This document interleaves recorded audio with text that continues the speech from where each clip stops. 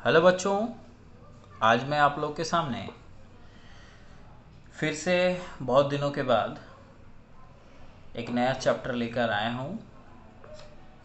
Chapter 18। देखिए, इस पूरे पाठ में आप लोगों को एक फार्मूला का ज़रूरत पड़ेगा।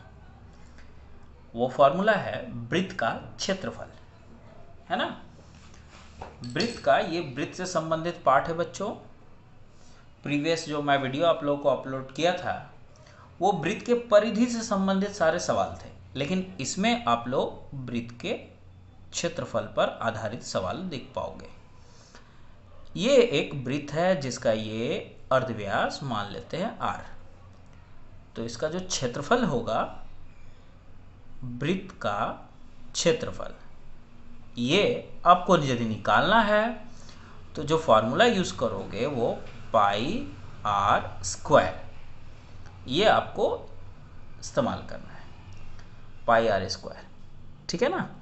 तो चलिए, इसी पर आधारित जो सवाल है मैं आप लोगों को दिखाने जा रहा हूँ। चलिए, पहला क्वेश्चन क्या है, देखिए आप ही लोग का किताब। देखिए तो क्या लिखा हुआ है। अमीना बीबी खुले मैदान में एक खूंटी से 2.1 मीटर लंबी रस्सी से गाय को बांधा। अब गणना करके बताइए कि गाय सर्वाधिक कितना जमीन पर घास चर सकती है। तो बहुत ही आसान है बच्चों, मैं इसे आप लोग को दिखाता हूँ। मान लीजिए कि ये एक रस्सी है जिसकी लंबाई 2.1 मीटर है और ये जो है इसमें गाय बंधी हुई है। मान लीजिए कि ये गाय बंधी हुई, जो इसका कैप है गाय बंधी हुई है।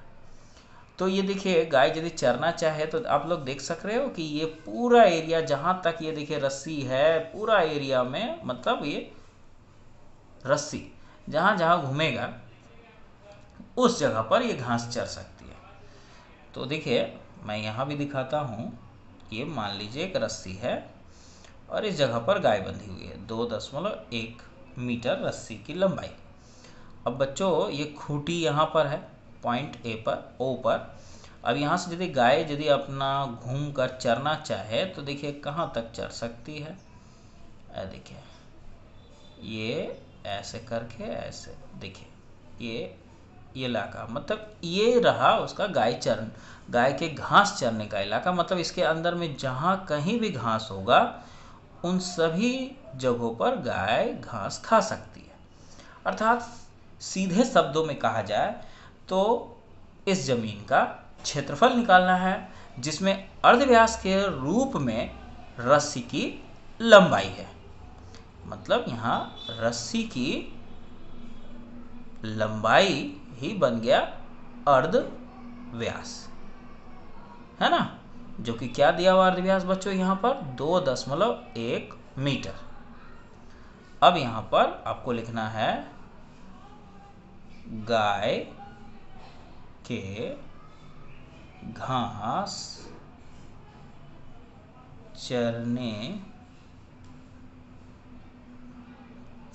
के लायक जमीन का क्षेत्रफल। तो क्षेत्रफल का सूत्र आप जानते ही हो, अभी अभी मैं लिखा यहाँ पर, पाई आर स्क्वायर। पाई का अर्थ होता है 22/7। पाई का जो मान होता है, अर्थ नहीं, पाई का जो मान होता है 22/7, जबकि अर्धव्यास आपके सामने है 2.1 मीटर। तो 2.1, ये देखिए स्क्वायर है ना बच्चों, आप इसे 2 बार लिखना। 2.1, ये मीटर ये भी मीटर, दोनों मीटर को गुना करके मीटर स्क्वायर हो गया। अब सिंपली आप इसे काटोगे तो ये 0.3 बार में कट गया। अब आपको यहाँ पर गुना करना है तीनों को, तो ये आ गया 13.86 मीटर स्क्वायर। तो ये जो इलाका हुआ बच्चों, इसी इलाके तक 13.86 मीटर स्क्वायर तक ही गाय घास चर सकती है, इस इलाके तक। तो बहुत ही आसान था बच्चों। चलिए, अब मैं क्वेश्चन नंबर 2 को आपको दिखाता हूं। क्या है क्वेश्चन नंबर 2, देखिए।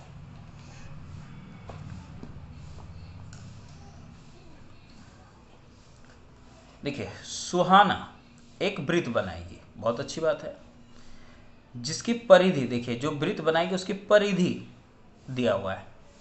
परिधि आप तो जानते हो ना, 2πr परिधि का जो सूत्र होता है, जो आप लोग प्रीवियस वीडियो में देखे हो, 2πr परिधि 35.2 सेंटीमीटर होगी। गणना करके देखें कि जो वृत्त सुहाना बनाएगी उसका अर्धव्यास कितना लेना होगा। मतलब आपको सिंपल शब्दों में कहा जाए तो अर्धव्यास निकालने के लिए कहा जा रहा है, और तो और उस वृत्त का क्षेत्रफल भी क्या होगा। अब जब अर्धव्यास पता चल जाएगा तो क्षेत्रफल कोई बड़ी बात नहीं है। मतलब इस प्रश्न में परिधि दिया हुआ है, आपको अर्धव्यास निकालना है। तो देखिए बच्चों, यहाँ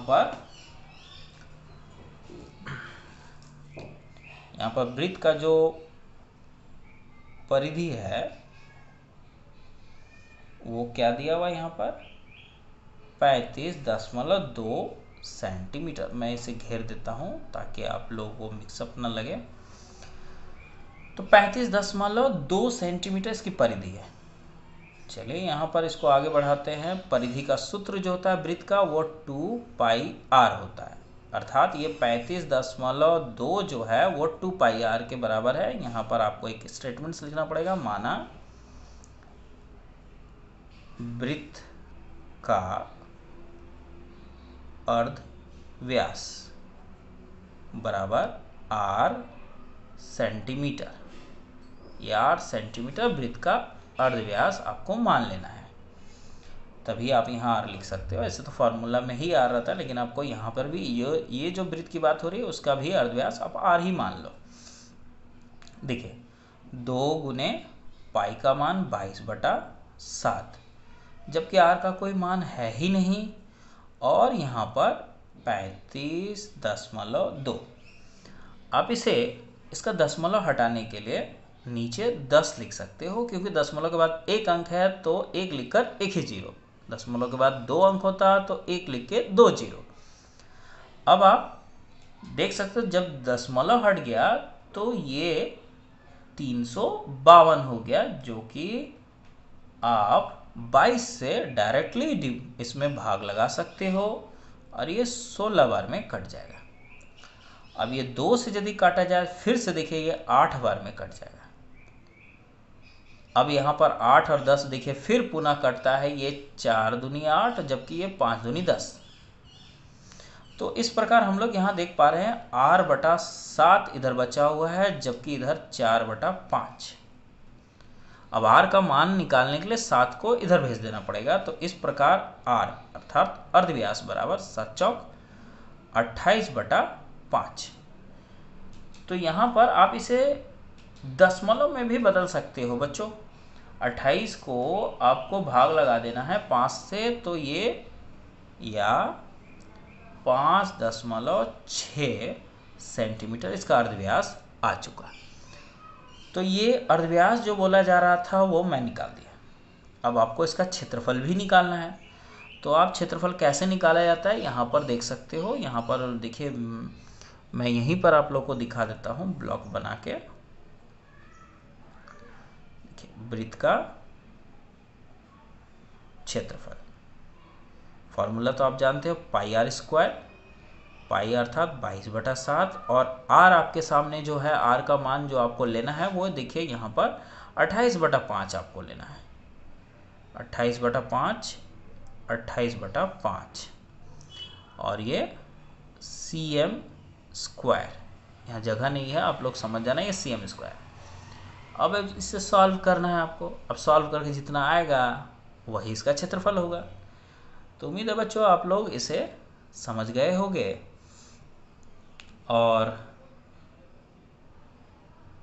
यहाँ पर जो क्वेश्चन नंबर 3 है वो अब देखिए, क्वेश्चन नंबर 2 आपको अब खुद से यहाँ बनाने हैं। इसके बाद अब आपके सामने क्वेश्चन नंबर 3 को मैं दिखाता हूँ। देखिए क्या है, रेखा की भाभी ने एक गोलाकार टेबल का मेजपोश बनाया। मेजपोश जो टेबल पर बिछाया जाता है, आप तो जानते ही होंगे मेजपोश के बारे में। और उस मेजपोश का देखिए क्षेत्रफल दिया हुआ है 5544, मतलब πr² का वैल्यू दिया हुआ है। वे उस टेबल के मेज पोस्ट के चारों ओर रंगीन फीता लगाना चाहते हैं। मतलब यदि ये आपका मेज पोस्ट है तो इसके चारों ओर यहाँ पर इस जगह पर आपको रंगीन फीता लगाने के लिए वो लगाना चाहती है, मतलब इसके परिधि के बराबर। तो गणना करके देखें कि भाभी को कितना लंबा फीता खरीदना पड़ेगा, कितना लंबा फीता यहाँ पर खरीदना पड़ेगा। तो सिंपल सी बात है बच्चों, फीता देखिए यहाँ पर फीता तो इसके परिधि में लगाना है, अर्थात जो इसका परिधि होगा वो उतना ही लंबा फीता लगाना पड़ेगा, मतलब परिधि निकालना है। लेकिन परिधि निकालने के लिए तो चाहिए आर का मान, जो कि दिया नहीं गया है। मतलब क्षेत्रफल के जरिए आपको पहले आर का मान निकालना है और उसके बाद जाके निकालना है परिधि। तो चलिए मैं आप लोग को दिखाता हूँ। यहाँ पर पेज को पहले पलट लेता हूँ।